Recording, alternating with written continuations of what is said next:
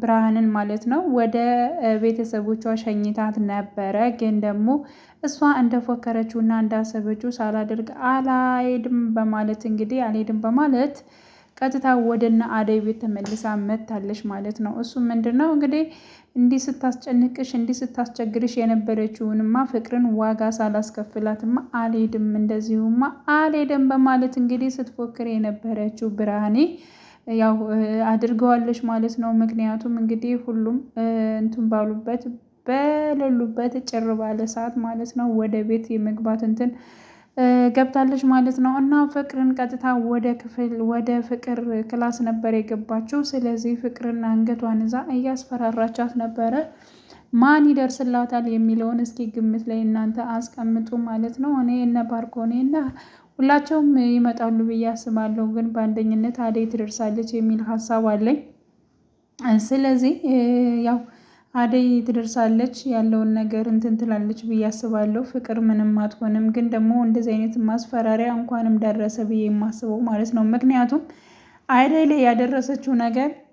ላይ ያደረሰችው ነገር ቀላል ነገር አይደለም ማለት ነው። ስለዚህ ለፍቅር ይገባታል የሚሉ በጣም ብዙዎች ናቸው። እኔም ከነዚያ ውስጥ አንዱ ነኝ።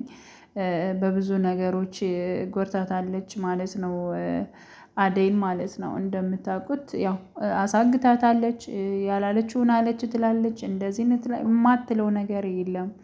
እና አሁን ላይ ደግሞ ሊዲያ ጋር ሆነው አብረው በመሆን እንግዲህ በጣም እያሰቃየዋት ትገኛለች ማለት ነው። አሁንስ ህይወት ራሱ አስጠላኝ በቃ አልቻልኩም እስከምትል ድረስ ማለት ነው። ለዲብ እንግዲህ አልቻልኩም ደከመኝ እያለች ነው። ስለዚህ እንደውም በዚህ ቤት በቃ አንቺ እኔ መውጣት አለብኝ ሲል ነበር። አሁን ላይ ግን እሷ ምርጫዋ ነው መውጣት ማለት ነው።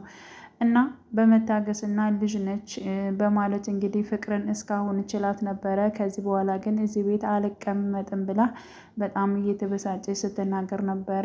ያው አሁን ላይ ደግሞ ሊዲያ ደህና ነበረች። ግን ደግሞ ወደ ኤላ ቤት መሄድ ምናምን ነገር እንዳትችል ፍቅርና ሊዲያ በተስማሙት መሰረት እንግዲህ ሊዲያ ያው ፍቅርን አደይን በምንም ምክንያት እያለሽ ብቻ ግን ከኤላ ጋር እንድገናኝ ወይንም ደግሞ እንድቀራረብ ታደርጊያለሽ። እኔ ደግሞ ዲብ ጋር እንትን እያልኩኝ እያወራው ምን እያልኩኝ ወደ አንቺ ወደ ፍቅር እንዲቀራረብ ማድረግ እችላለሁ በማለት እንግዲህ በዚህ በሁለታቸው ጥቅም ውስጥ ግን ጭረታ ያስገቧት አደይን ነበረ ማለት ነው። እና አደይ አሁን ላይ በጣም ብዙ ነገሮች እየደረሱባት ነው። ይብን ራሱ ዲብ እየተረዳትም አይደለም። ባርኮኔም እንደዚያው የሆነ ነገር ሲደርስባት ወይንም ደግሞ የሆነ ነገር እንትን ሲሉ በአካል ራሱ ቢያገኟቸው ፍቅርን አታውቂያትም እንዴ እንደዚሁ ነው ጸባዩ እየተባለ በቃ የተለመደ ጸባይ እንደሆነ እየነገሯት ነው ደጋግመው ማለት ነው። ግን ደግሞ ይሄን ተደጋጋሚ ሲሆን ደግሞ በጣም እጅግ በጣም ይከፋል ይጎዳልም ማለት ነው። እና በዚያም ምክንያት እንግዲህ አደይ ተበሳጭታለች።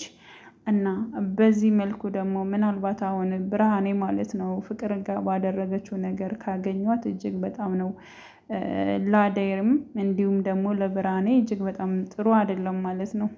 ያው ማለት እነሱም ይሄን ያክል ተንኮል ለምን ያስባሉ ብሎ ባርኮቴም እጅግ በጣም የሚቀየም ይመስለኛል። ምንም ብትሆን ፍቅር እህቱ ስለሆነች ማለት ነው። እና ያለው ነገር እጅግ በጣም ነው የሚያጓጓው። እና ውድ ቤተሰቦቼ ሰላም ቆዩልኝ። እንግዲህ በያላችሁበት ለቤት አዲስ የሆናችሁ የደወል ምልክቱን በመጫን ቤተሰብ የሆኑ ነባር ቤተሰቦቼም አብራችሁኝ ስላላችሁ እጅግ በጣም አመሰግናለሁ። በያላችሁበት ሰላማችሁ ይብዛልኝ።